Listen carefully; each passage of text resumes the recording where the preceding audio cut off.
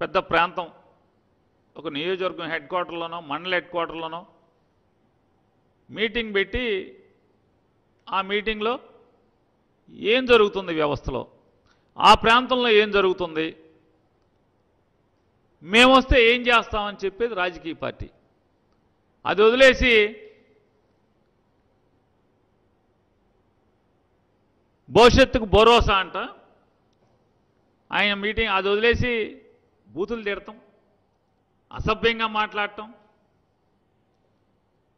సంస్కార హీనంగా జుగుప్సాకరంగా మాట్లాడటం, ఇది వీళ్ళ ఎన్నికల మేనిఫెస్టో. కృష్ణా జిల్లాకు వచ్చి ఏం ముద్రించాడయ్యా అంటే, ఈ 40 ఏళ్ళ ఇండస్ట్రీ కొడుకు ఏం చేశాడయ్యా, ఈ జనాలకు ఏం చెప్పాడు, ఏం విన్నాడు? విన్నదేమి లేదు.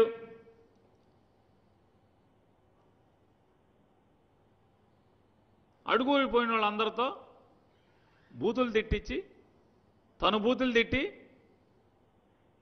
అది రేపు అధికారంలోకి వస్తే ఎజెండా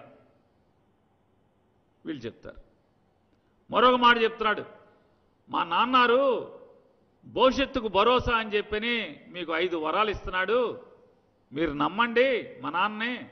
మా నాన్న ఎప్పుడు అబద్ధాలు చెప్తాడు, కానీ ఇప్పుడు నేను వచ్చాను తోడు, కాబట్టి మా నాన్న అబద్ధాలు చెప్పనివ్వను నేను అని చెప్పని. వాళ్ళ నాన్న ఒక చెడ్డోడు గాను, అంటే అబద్ధాలు ఆడతాడు, జనాలను మోసం చేస్తాడని చెప్తూ ఆయన చెప్తాడు, 5 హామీలు ఇస్తున్నాం అంటే మిమ్మల్ని నిద్రిస్తామంటాడు ఈ 5 హామీలతో. ఏంటయ్యా అంటే, ఈ 5 కూడా జగన్మోహన్ రెడ్డి గారు ఇప్పుడు అమలు చేస్తున్న పథకాలు. 2014 నుంచి 19 దాకా చంద్రబాబు నాయుడు ఈ తండ్రి కొడుకు ఇద్దరు ఇచ్చిన పథకాలని కొన్ని జగన్మోహన్ రెడ్డి గారు వచ్చి రద్దు చేశాడు. ఆ పథకాలు మేము ఇస్తామని కాదు వీళ్ళు చెప్పేది, జగన్మోహన్ రెడ్డి గారు ఇచ్చేటువంటి పథకాలకే పేరు మార్చి మేము ఇస్తామంట. దానికి నువ్వు కావాలేంటి? ఈ తండ్రి కొడుకులు కావాలా? 2014లో కూడా 600 హామీలు ఇచ్చారు ఈ తండ్రి కొడుకులు ఇద్దరు కలిసి. ఎన్ని అమలు చేశారు? పట్టుమని 10 హామీలైనా అమలు చేశారా? హామీలు అమలు చేయలేదు, జనాన్ని మోసం చేశారు, పీడించుకు తిన్నారు. ఇంకా ఆయన మాట్లాడతాడు, ప్రజలకు ఏం మేలు చేస్తామో మీరు మాకు ఓటేయండి, మమ్మల్ని నమ్మండి, ఈ రాష్ట్రాన్ని మాకు అప్పచెప్పండి, మీకు ఈ మేలు చేస్తామని చెప్పని చెప్పకపోగా, మా నాన్న చాలా మంచోడు, నేను చాలా మూర్ఖుణ్ణి, ఈయనంట మూర్ఖుడు అంట, ఇతనికి వీళ్ళకంట అధికారం ఇవ్వాలంట. ఈ మూర్ఖుడికి అధికారం ఆయనే చెప్తాడు, నేను మూర్ఖుణ్ణి, నాకు అధికారం ఇవ్వండి, ఉగ్రరూపం చూపిస్తా అంట. నేను చాలా చెడ్డోణ్ణి, కోసి కారం పెడతా, గుడ్డలు ఎడదీస్తా, జైల్లో వేస్తా. ఇది ప్రజలకు వీళ్ళు ఇచ్చే మేనిఫెస్టో. వీళ్ళకి ఓట్లు వేయాలి ఎందుకు?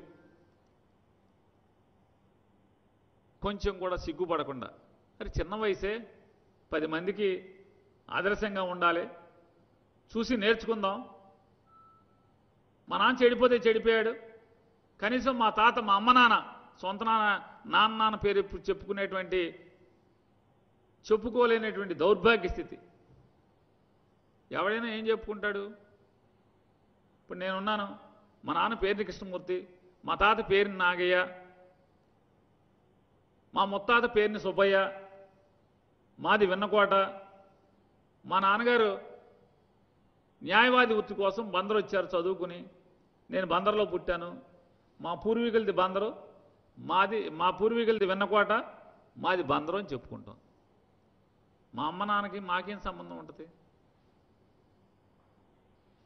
ఈ దౌర్భాగ్య స్థితి వాళ్ళది. తండ్రి వంశం చెప్పుకోలేని స్థితి. ఈ స్థితిలో వీళ్ళు మాట్లాడతాడు, ఏమైనా మాట్లాడతాడా అంటే, కనీసం తండ్రి చెడిపోతే చెడిపోయాడు, తండ్రి పేరు చెప్పుకోలేనటువంటి దౌర్భాగ్య స్థితి మీది. తల్లి తండ్రినన్నా చూసి నేర్చుకోవాలి కదా. మీ అమ్మ నాన్నగారు అయినా సరే అందులో మొండోడు, ప్రజల కోసం మాట చెప్తే నిలబడతాడు, ఇట్లాంటివన్నీ నేర్చుకుని శుభ్రంగా బాగుపడాలి తప్పితే